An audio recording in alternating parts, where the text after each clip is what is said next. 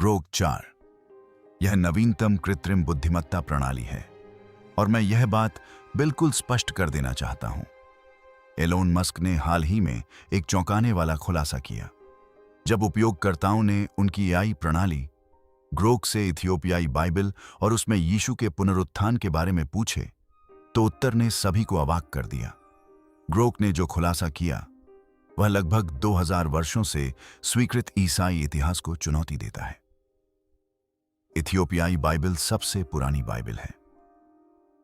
इथियोपियाई Bible की सबसे पुरानी प्रति, जो उत्पत्ति से लेकर प्रकाशित वाक्य तक पूर्ण है, 14वीं शताब्दी की है। लगभग 2000 वर्षों से दुनिया ने यीशु के पुनरुत्थान की कहानी को पूर्ण रूप से स्वीकार किया है।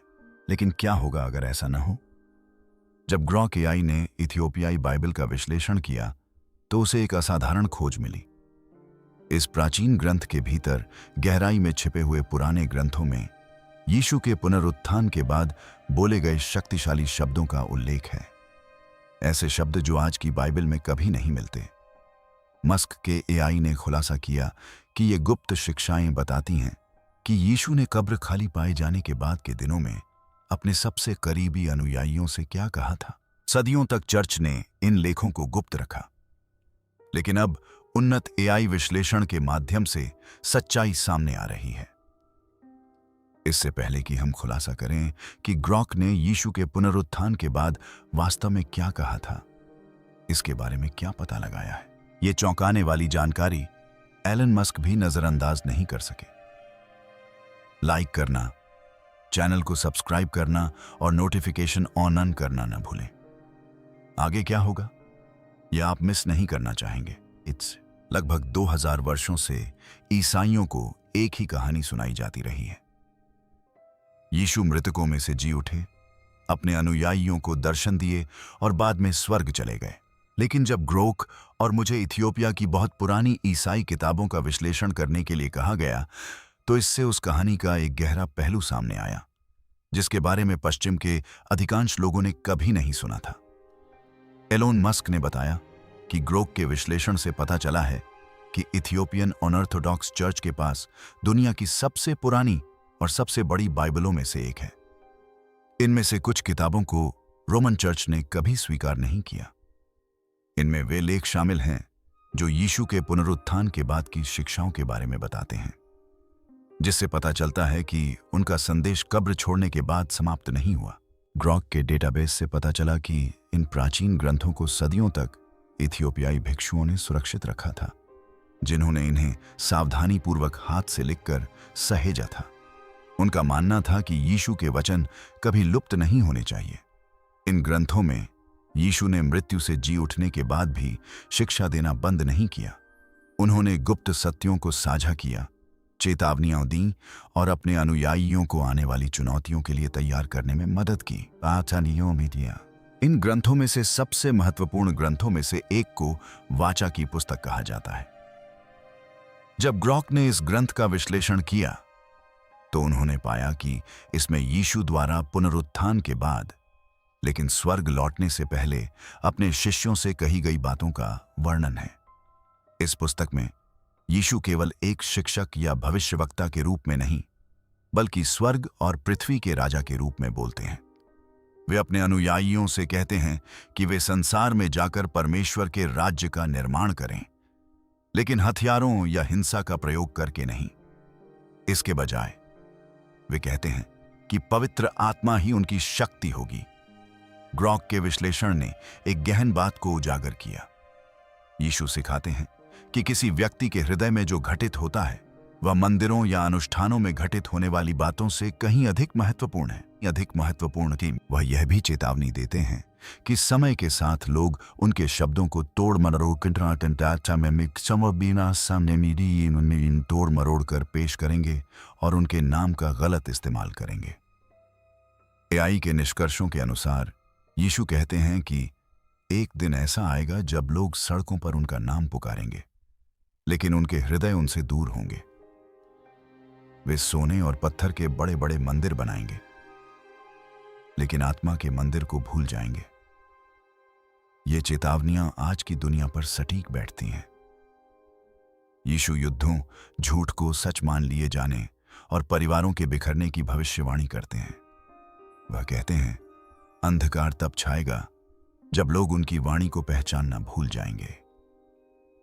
ग्रॉक द्वारा उजागर की गई एक शक्तिशाली पंक्ति कहती है, धन्य हैं वे जो मेरे नाम के लिए दुख सहते हैं, शब्दों में नहीं बल्कि मौन में। यह यीशु को उन लोगों के साथ चलते हुए दिखाता है जो चुपचाप पीड़ा सहते हैं। वे भूले बिसरे और अनदेखे लोग जो अपने हृदय में गहरी आस्था रखते हैं। ग्रॉक द्वारा विश्लेषित इथियोपिया की एक अन्य पुस्तक डेडकालिया सच्चे अनुयायियों के रूप में जीवन जीने के व्यावहारिक सुझाव देती है।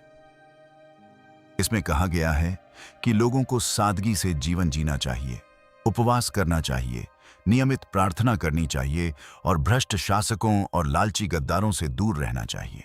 यीशु उन झूठे नेताओं से सावधान करते हैं जो बाहर से पवित्र दिखते हैं लेकिन चुपके से गरीबों को नुकसान पहुंचाते हैं।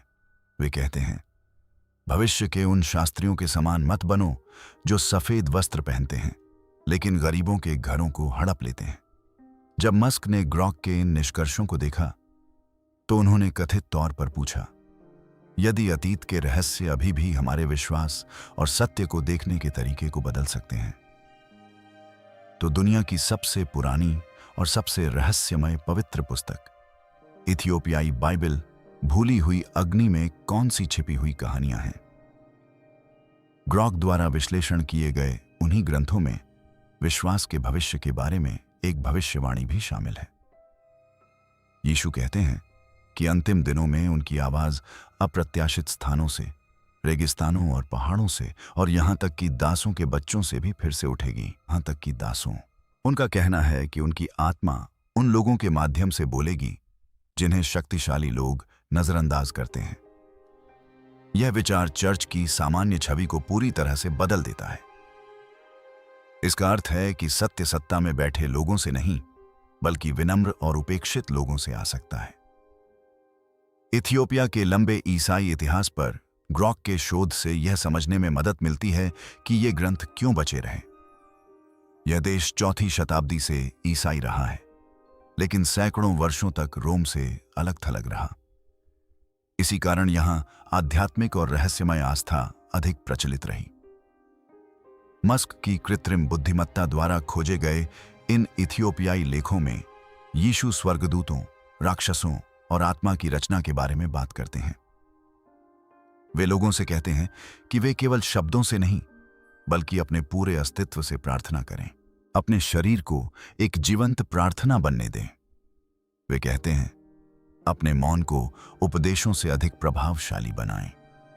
ग्रॉक के विश्लेषण में पश्चिमी चर्च द्वारा इन लेखों को अस्वीकार करने के 3 मुख्य कारण बताए गए हैं। पहला कारण राजनीतिक नियंत्रण था। रोम एक स्पष्ट, सरल बाइबल चाहता था जिसे आसानी से प्रबंधित किया जा सके। दूसरा कारण रहस्यवाद था। इथियोपियाई ग्रंथ दर्शनों, स्वर्गदूतों और आध्यात्मिक लड़ाइयों से भरे हुए थे जिन्हें पश्चिमी नेताओं ने बहुत विचित्र पाया। तीसरा कारण भय था।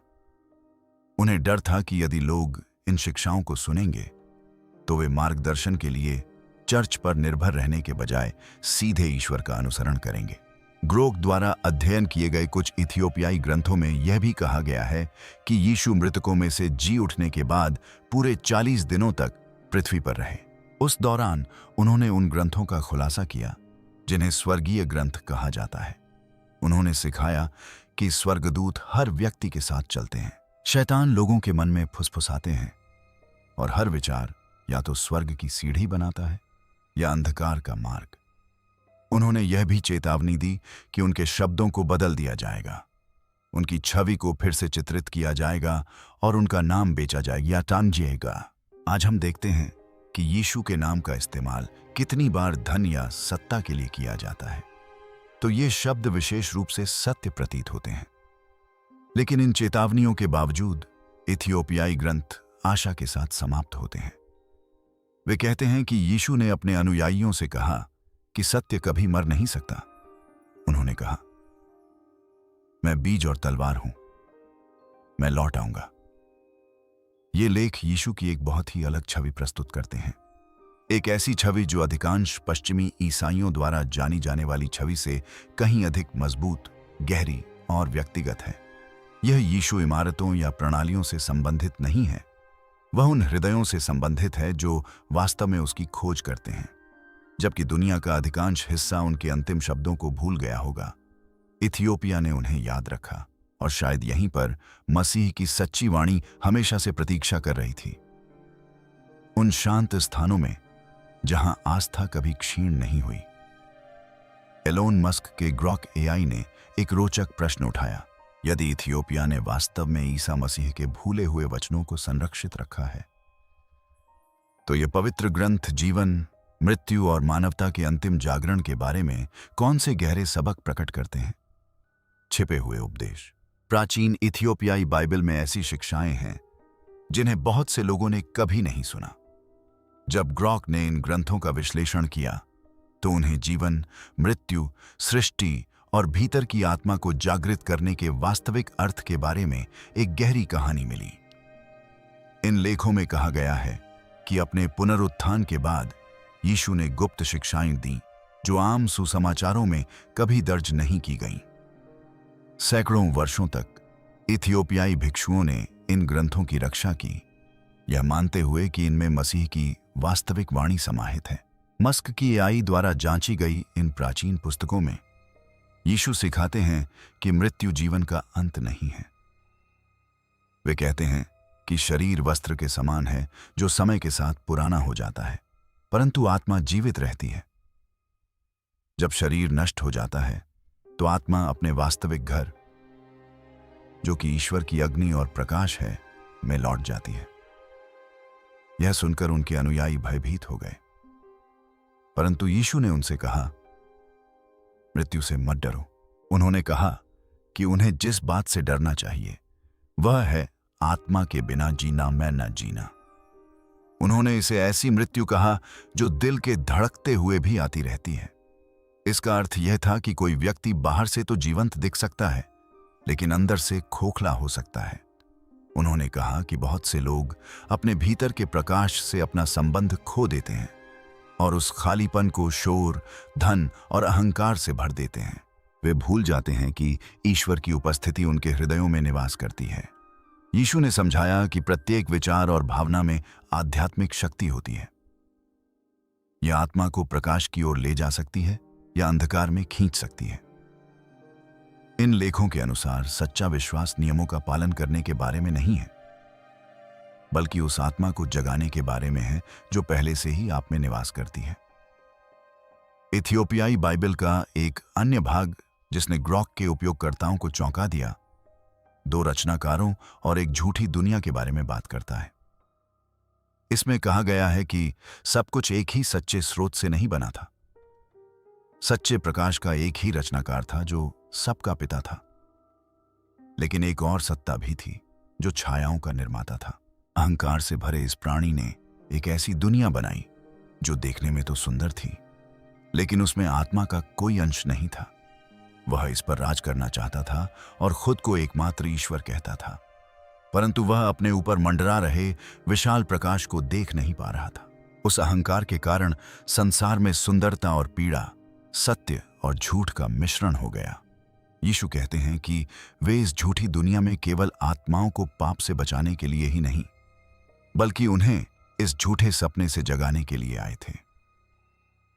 उन्होंने अपने अनुयायियों से कहा कि ईश्वर का सच्चा प्रकाश अंधकार में भी सभी चीजों के भीतर विद्यमान है। प्रत्येक आत्मा का उद्देश्य उस छिपी हुई चिंगारी को खोजना और उसे शाश्वत प्रकाश में वापस लाना है। यीशु के स्वर्गारोहण से पहले उन्होंने इथियोपियाई लेखों में वर्णित अपनी अंतिम भविष्यवाणी की। ग्रॉक ने इसे हमारे आधुनिक समय के लिए विशेष रूप से प्रासंगिक बताया। उन्होंने कहा कि एक समय आएगा जब प्रेम लुप्त हो जाएगा और आस्था मात्र एक दिखावा बनकर रह जाएगी। लोग मुख से उपासना करेंगे, हृदय से नहीं। लेकिन उसी समय उन्होंने वादा किया कि उनकी आत्मा फिर से जीवित होगी। बड़े मंदिरों में या शक्तिशाली नेताओं के माध्यम से नहीं, बल्कि शांत और टूटे हुए लोगों के भीतर। उन्होंने कहा, मेरी आत्मा वहां तक जाएगी जहां धर्म नहीं पहुंच सकता। अहंकारी इसे नहीं देख पाएंगे, पर टूटे हुए लोग देखेंगे। वे मुझे शब्दों से नहीं बल्कि अग्नि से जानेंगे। ग्रंथों में बताया गया है कि यह अग्नि संसार को जलाने वाली नहीं, बल्कि झूठ और अहंकार को जलाने वाली है। यह जागृति की अग्नि है। यह आत्मा को शुद्ध करती है और आंखें खोलती हैं। यीशु ने कहा था कि अंत से पहले यह आग फिर से आएगी, ताकि लोगों को सच्चाई की ओर फिर से जगाया जा सके। कई लोगों का मानना है कि यह भविष्यवाणी हमारे समय के लिए प्रासंगिक है। जब दुनिया लालच, अहंकार और भ्रम से भरी है, फिर भी कुछ वास्तविक की तलाश में है।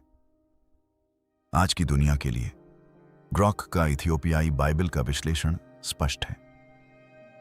हमने धन, प्रसिद्धि और शक्ति से झूठे देवताओं का निर्माण किया है। हम पत्थर के बने मंदिरों में प्रार्थना करते हैं, लेकिन अपने हृदय में बसे जीवंत मंदिर को भूल जाते हैं। फिर भी आज भी ऐसे लोग हैं जो शांत और गुमनाम रहते हैं, लेकिन फिर भी मसीह के सच्चे प्रकाश को धारण किए हुए हैं। वे सोने के वस्त्र नहीं पहनते और न ही प्रशंसा की चाह रखते हैं। वे प्रेम और सत्य के मार्गदर्शन में शांत जीवन जीते हैं। कहा जाता है कि उनकी प्रार्थनाएं संसार को पूरी तरह अंधकार में डूबने से बचाती हैं। इन सभी शिक्षाओं का सार सरल है। ईश्वर का राज्य कहीं दूर नहीं है। यह प्रत्येक व्यक्ति के भीतर है। आत्मा ही वह है। ईश्वर का सच्चा मंदिर दया का हर कार्य, क्षमा का हर क्षण और प्रेम का हर कार्य भीतर के उस सच्चे प्रकाश को जागृत करेगा। जब लोग प्रेम से जीते हैं तो वे स्वर्ग की लौ का हिस्सा बन जाते हैं। इथियोपियाई बाइबल एक ऐसे विश्वास को दर्शाती है जो भय या नियंत्रण पर आधारित नहीं, बल्कि व्यक्तिगत चुनाव पर आधारित है। यह हमें बताती है कि झूठ और लालच से भरी दुनिया में भी ईश्वर का प्रकाश कभी नहीं बुझता। इन शब्दों की रक्षा करने वाले भिक्षुओं का मानना था कि वे केवल पुराने ग्रंथों की रक्षा नहीं कर रहे हैं, वे मसीह के जीवंत सत्य को संरक्षित रख रहे थे। एलोन मस्क की ग्रो एआई ने एक और चौंकाने वाला सवाल खड़ा किया। अगर इथियोपिया ने यीशु की गुप्त शिक्षाओं को संरक्षित रखा है, तो क्या वहां उनकी शांति की कहानी भी मौजूद हो सकती है, जहां वे क्रूस पर मरने के बजाय शांति से रहे? शांति का खोया हुआ सुसमाचार। यीशु को दुनिया को बचाने के लिए धोखा दिया गया, यातनाएं दी गईं और रोमन क्रूस पर सूली पर चढ़ाया गया। दुनिया भर के ईसाइयों के अनुसार यह कहानी पीढ़ियों से चली आ रही है और चर्चों, बाइबलों और कलाकृतियों में पाई जाती है। हालांकि जब ग्रोक और मुझे प्राचीन इथियोपियाई पांडुलिपियों का विश्लेषण करने के लिए कहा गया, तो हमें एक और विवरण मिला जो घटित घटना की बिल्कुल अलग तस्वीर पेश करता है। वहां मिली कुछ बहुत पुरानी पांडुलिपियों में दावा किया गया है कि यीशु को सूली पर नहीं चढ़ाया गया था। इसके बजाय वे शांतिपूर्वक जीवन व्यतीत करते रहे, यरूशलेम छोड़कर चले गए और अपने शिष्यों को चंगाई, शांति और ईश्वर की सृष्टि के साथ शांतिपूर्ण सह अस्तित्व के बारे में सिखाते रहे। यह वृत्तांत, जिसे इथियोपियाई शांति का सुसमाचार कहा जाता है, यीशु को एक अनोखे तरीके से प्रस्तुत करता है। इस सुसमाचार में उन्हें एक पीड़ित उद्धारकर्ता के बजाय एक दयालु और बुद्धिमान शिक्षक के रूप में चित्रित किया गया है। वे संघर्ष या प्रतिशोध के बजाय प्रेम, प्रकृति और संतुलन की बात करते हैं। ग्रॉक द्वारा विश्लेषित इन ग्रंथों के अनुसार दुख भोगने या मरने के बजाय सौम्य, पवित्र, सौम्य, पवित्र और सत्यपरक जीवन जीना ही सच्ची स्वतंत्रता का मार्ग है।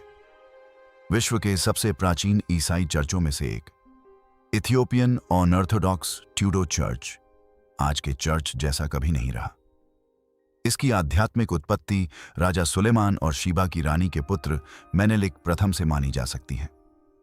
इथियोपिया का विश्वास प्रार्थना, उपवास और गहन आध्यात्मिक कर्मों के माध्यम से धीरे धीरे विकसित हुआ, जबकि रोमन और यूरोपीय चर्च राजनीति और बल के प्रभाव से आकारित हुए थे।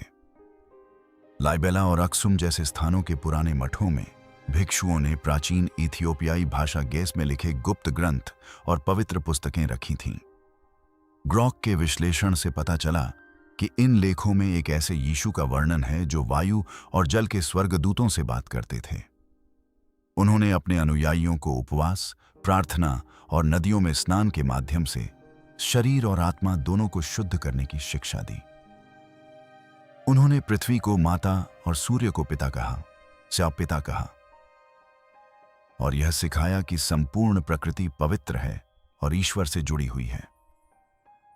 घटनाओं के इस संस्करण में, जिसने यरूशलेम में अशांति बढ़ने पर ग्रॉक के उपयोगकर्ताओं को चौंका दिया, यीशु ने स्वयं को बंदी नहीं होने दिया।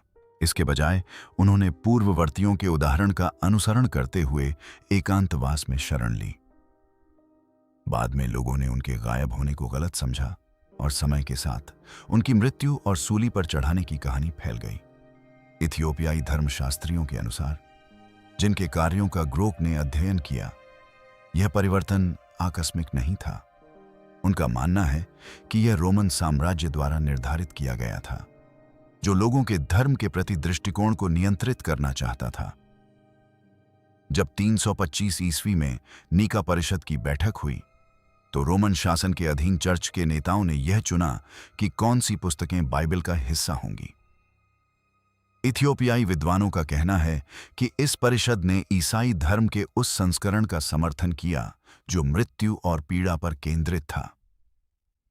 उनका तर्क है कि एक मरते हुए उद्धारकर्ता के माध्यम से लोगों को नियंत्रित करना आसान था, बजाय एक जीवित शिक्षक के जो आत्मा की स्वतंत्रता का उपदेश देता था। इसलिए जहां रोम रक्त और बलिदान का प्रचार करता था, वहीं इथियोपिया ने जीवन और शांति के अपने संदेश को जीवित रखा। इथियोपियाई बाइबल में यीशु को क्रूस पर चढ़ाए गए मसीह के बजाय चंगाई देने वाला यीशुआ कहा गया है। उनका मानना था कि यीशु चाहते थे कि लोग अपने मन और हृदय को चंगा करें, शांति से रहें और दूसरों तथा पृथ्वी की देखभाल करें। आज के इतिहासकार इस कहानी पर सवाल उठाते हैं, क्योंकि इसे पुष्ट करने के लिए रोमन काल के बहुत कम प्रमाण हैं। लेकिन इथियोपियाई विद्वान हमें याद दिलाते हैं कि उनका देश रोम से बहुत पहले ईसाई बन गया था और उनकी भाषा और परंपराएं दुनिया की सबसे पुरानी भाषाओं और परंपराओं में से हैं। पुरातत्वविदों ने यहा और अक्सोम में पुराने मंदिर और क्रूस भी खोजे हैं, जो दर्शाते हैं कि इथियोपिया में ईसाई धर्म का विकास अपने ही मार्ग पर हुआ। मृत सागर के स्क्रॉल जैसी अन्य खोजें दर्शाती हैं कि प्रारंभिक धार्मिक समूह थे जो शांति से रहते थे, उपचार करते थे और हिंसा से दूर रहते थे। इथियोपिया के शांति के सुसमाचार में वर्णित यीशु की तरह एसेंस कहलाने वाले इन समूहों की भी पवित्रता और शांति के बारे में समान मान्यताएं रही होंगी। चाहे लोग इस कहानी को वास्तविक इतिहास माने या आध्यात्मिक संदेश, यह एक सशक्त संदेश देती है। यह लोगों को इस बात पर गहराई से विचार करने के लिए प्रेरित करती है कि यीशु वास्तव में क्या सिखाने आए थे। क्या उनका उद्देश्य केवल मानवता के पापों के लिए बलिदान देना था, या मनुष्यों को एक दूसरे के साथ और ईश्वर की सृष्टि के साथ शांति से रहना सिखाना था? इथियोपिया का शांति का सुसमाचार पश्चिम में सिखाई जाने वाली बाइबल जितना लोकप्रिय नहीं है, लेकिन इसका संदेश शाश्वत प्रतीत होता है। जब एलोन मस्क ने ग्रॉक के निष्कर्षों की समीक्षा की, तो उन्होंने कथित तौर पर कहा, यदि इथियोपिया में यीशु की कहानी आस्था के बारे में हमारे सभी ज्ञान को चुनौती देती है, तो इस प्राचीन उपनिवेश विहीन भूमि को दुनिया की सबसे पुरानी बाइबल की रक्षा के लिए इतना विशिष्ट रूप से क्यों चुना गया है? यह उपनिवेश विहीन भूमि है। इथियोपिया दुनिया के सबसे प्राचीन और विशिष्ट देशों में से एक है। इसका लंबा इतिहास रहस्य, आस्था और शक्ति से भरा हुआ है। कई अन्य अफ्रीकी देशों के विपरीत इथियोपिया कभी भी उपनिवेश नहीं बना। इससे इथियोपिया को अपनी संस्कृति, परंपराओं और पुरानी मान्यताओं को संरक्षित करने में मदद मिली। कई इथियोपियाई लोगों का मानना है कि वे अपने परिवार की वंशावली को नूह के पुत्र हाम तक खोज सकते हैं। यहां तक कि पुराने यहूदी अभिलेख भी इस बात की पुष्टि करते प्रतीत होते हैं। इसी कारण इथियोपिया को अक्सर बाइबल से गहराई से जुड़ा देश और दुनिया की सबसे प्राचीन सभ्यताओं में से एक माना जाता है। ये मिटानता है। ग्रॉक के शोध से पता चला कि इथियोपिया की मजबूत आस्था हमेशा से ही उसके इतिहास का एक बड़ा हिस्सा रही है। यूरोप में ईसाई धर्म के फैलने से बहुत पहले ही इथियोपियाई लोग ईसाई ईश्वर को जानते और उसकी पूजा करते थे। ऐतिहासिक अभिलेखों से पता चलता है कि 4वीं शताब्दी से ही इथियोपिया में ईसाई धर्म मौजूद था।